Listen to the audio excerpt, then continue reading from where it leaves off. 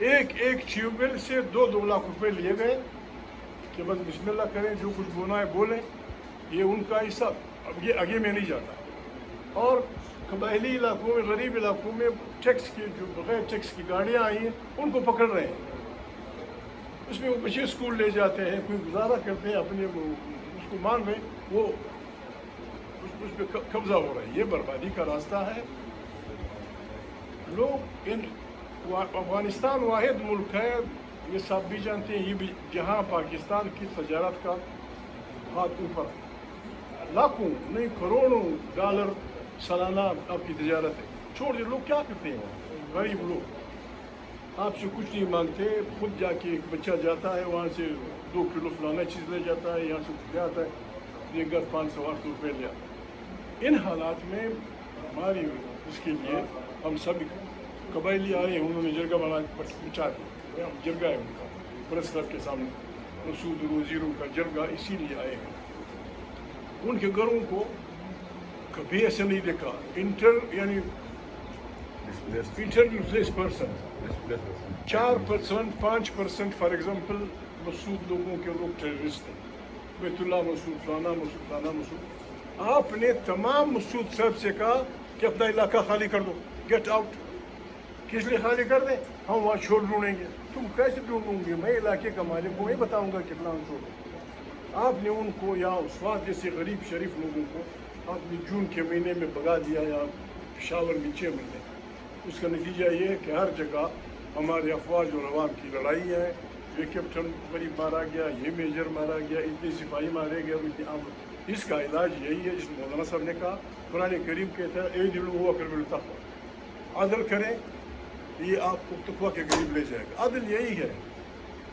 جیسے انہوں نے کہا ہمارے علاقے میں اب جن علاقوں میں بڑے بڑے اچھے وہ نکلے، سونا نکلا ہے، پتہ نہیں کیا کیا، ایسے جو سونے سے قیمتی معدنیات، ان پہ جا کے بس لوگ قابض ہو جاتے ہیں۔ بابا علاقے کو اس میں شامل کر دو، 20% دے دو، 30% دے دو، وہ خود دفاع کریں گی، پھر تمہارا بھی دفاع کریں گے، علاقے کا بھی دفاع کریں گے، صبح شام کا گزارا بھی کریں گے۔ آپ جب اس طرح جاتے ہیں جیسے کلونیل فورس جاتی ہے، بھائی مفتوح علاقہ تو نہیں ہے۔ قبائلی علاقہ باجوڑ سے لے کر آخری خیبر پختونخوا تک 1970 تک آپ کا بغیر اس کے آپ کا سپاہی تھا، بغیر اس کے پاکستان کا دفاع کرنا۔ افغانستان کے ساتھ آپ کے اتنے بہترین تعلقات ہیں کہ ذوالفقار علی بھٹو صاحب نے مرکزی کمیٹی کی میٹنگ کابل میں کی۔ ذوالفقار علی بھٹو جب وزیر خارجہ سے ہٹے، جب انہوں نے پیپل پارٹی بنائی، انہوں نے مرکزی کمیٹی کی میٹنگ کابل میں کی۔ 2 دفعہ آپ پہ خطرناک وقت آیا، افغانستان یا پولیشا، افغانستان اب بھی یہ آدمی گارنٹی لے گا، یہ آدمی گارنٹی لے گا۔ آپ افغانستان سے رشتے ٹھیک رکھیں۔ سینٹرل ایشیا میں 3 چیزیں مفت پڑی ہیں، گیس، پیٹرول، بجلی۔ افغانستان کے راستے لے آئیں، چمن پہ، اس پہ، یہ پائپ لائن آپ کو اتنے کروڑ ڈالر دے گی کہ آپ IMF کی بربادی سے بچ جائیں۔ کیوں نہیں کرتے ہو؟ نہیں کرتے ہو، ہمیں بھیجو، ہم کرا دیں گے۔ یہ ہم چلے جائیں گے، ہم طالبان سے آپ کو معاہدہ کرا دیں گے۔ کیا کر رہے ہو؟ اپنے لوگوں سے لڑائیاں لڑ رہے ہو دن بدن۔ شرم کی بات ہے، افغانستان کی کرنسی پاکستان کی ایک افغانی پاکستان کی 4 کے برابر ہے۔ اس میں ہم آئے ہیں، یہ ہمارا وہ ہے قبائلی علاقے، لوگ بات کریں، کورب ایجنسی کا بھی بات کرے گا۔ کھٹک علاقے میں گیس نکلی ہے، دے دو گیس غریبوں کو۔ آئین کہتا ہے کہ اگر کسی جگہ ویل ہو جائے تو 5 کلومیٹر کے علاقے میں ان کا حق ہے، آپ نہیں دے رہے۔ نتیجے میں نفرتیں بڑھیں گی، قدورتیں بڑھیں گی، ایک دوسرے سے آپ لڑیں گے، نتیجہ یہی ہوگا کہ ہر جگہ ہمارے بچے مارے جائیں گے، فوجی مارے جائیں گے، اور ہم کہیں گے سب کچھ ٹھیک ہے۔ سب کچھ ٹھیک نہیں ہے۔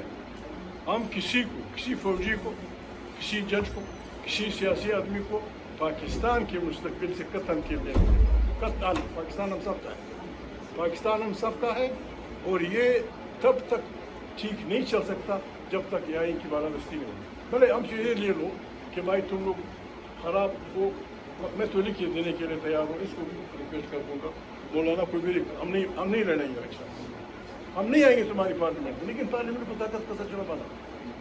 Trust your people. کیا بنا ہے لوگوں کو؟ ایک طرف آپ ایک آدمی کی وفاداریاں خریدتے ہیں 70 کروڑ روپے، دوسری طرف پنجاب میں، پشاور میں، ملاکنڈ میں یہ غریب دیہڑی دار مزدور کی مزدوری 900 روپے. کیسے چلے گا یہ ملک؟ 900 روپے 900 روپے وہ بھی روزانہ نہیں ملتی. اور اب میری وفاداریاں کرنے کے لیے 45 اور 46 70 کروڑ یا 60 کروڑ 50 کروڑ. یار یہ پیسہ پاکستانی عوام کا ہے، اس کے ساتھ مت کھیلو. جو بھی کھیلتا ہے وہ پاکستان کے مستقبل سے کھیلتا ہے، اور یہ عیاشی ہم کسی کو کرنے نہیں دیں گے. بسم اللہ الرحمن الرحیم.